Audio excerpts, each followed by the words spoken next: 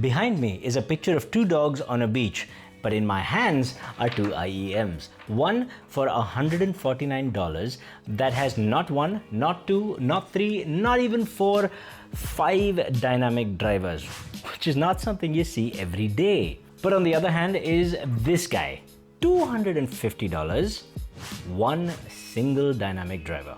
Now, if you see these two on a website, on the same website, I mean, this is probably the one you'd want to go for, right? It's from 7Hertz. They're a well-known brand. $149, 5 dynamic drivers. It seems value in every sense of the word. But is it?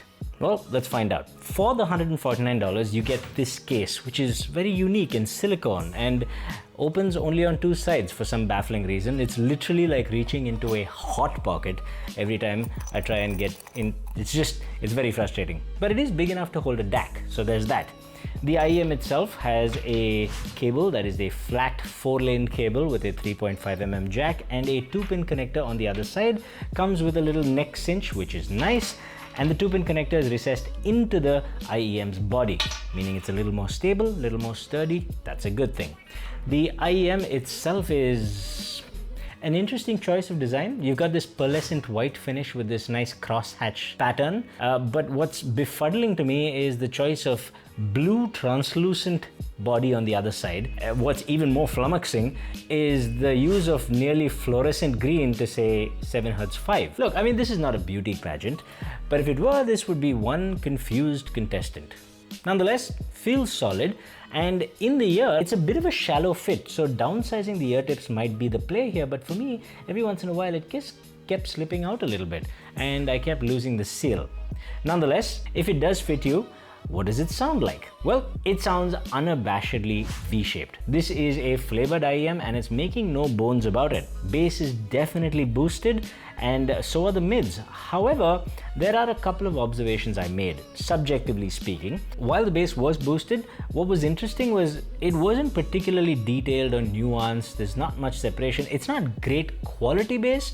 It's just quantity bass, which is odd given that this has 5 drivers and each of them are taking care of one particular section of the frequency response. You'd imagine it would be better quality, but the bass quality can be compared with something that is only $50. Quite honestly, it can, and that's not a good thing at 3 times the price. And what's more, the mids, they're definitely a bit boosted, but they still sound veiled. And this was very odd to me. Like the levels sounded boosted, but the overall effect was just veiled vocals overall. And I couldn't quite understand why until I got to testing the treble. In the treble, not only did it sound uneven, but it sounded like I was actually losing resolution, like there was data being lost, which means, means something's very uneven and there's likely quite a dip somewhere in the frequency response.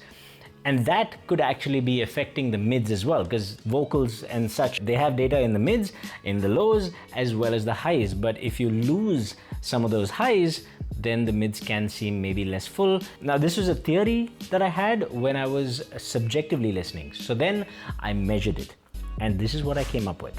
Do you see the problem?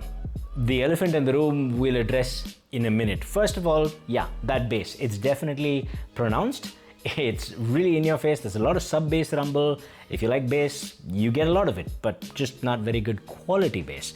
Then the mids. And this is weird because the mids, as you can see, is boosted to offset that bass. So it's not drowned out by the bass, and yet it is. And I think the answer, as I guessed, is the treble. This is still only a working theory, but the treble response is awful.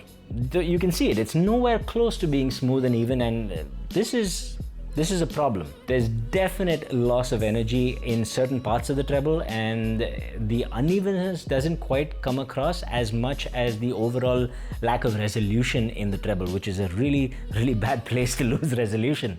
The effect of that is not only are the mids veiled, the overall IEM just doesn't seem like it's coming from a 5-driver IEM. It's almost as if adding a bunch of drivers could bring about a new set of challenges. Maybe that's not quite the answer. Maybe more drivers is just not equal better. So, what about the single dynamic driver $250 IEM? I mean, that's a lot of money. This is the Intaura Splendor 2. And to be fair, it comes with a DAC, but it's a very bad DAC. You can quite literally hear the hiss of the noise flow when nothing is playing. So, I don't know why they even bothered. But the IEM, oh, this is something special. It feels expensive. The shell feels solid, it feels great in the ear, it's got a deeper penetration, which is what I like, but also that means it does not slip out of my ear and I get a good fit throughout my listening session. And would you just look at this cable? Look at this thick, luscious cable. That does add weight, but if you use the neck cinch and cinch it up, that weight disappears. So it's not just a big weight hanging off your ears, because this is a chunky cable, but man, does it feel fantastic. But like I said, it's not a beauty pageant. What does it sound like? And in a word, kind of awesome. It's not perfect. We'll get to the flaws in a bit, but man, does this sound good. If you are a bass head, this has quality bass. It does it with such gusto. Now, it's not the most extended into the bass. There is bass, sub-bass, rumble, but the mid-bass sounds beautiful, tight, punchy. It's like a slap in the face every time a kick drum hits. It's awesome. I love this thing for the quality of bass that it delivers. And the fact that it does that and give you pretty darn good mids, in fact, beautiful mids, and all of that is done by a single dynamic driver, well, that ought to tell you something, right? And speaking of the mids and the treble, the Intaura 2 is not tuned to my preferences. The mids are a bit sharper, the vocals are a bit sharper than I'd prefer. The treble's a little bit uneven. But even then, the key difference between these two for me is the fact that when I put the 7Hz 5 on, I immediately thought, okay, this is a review. There's a few things I can already talk about it. This is, a review.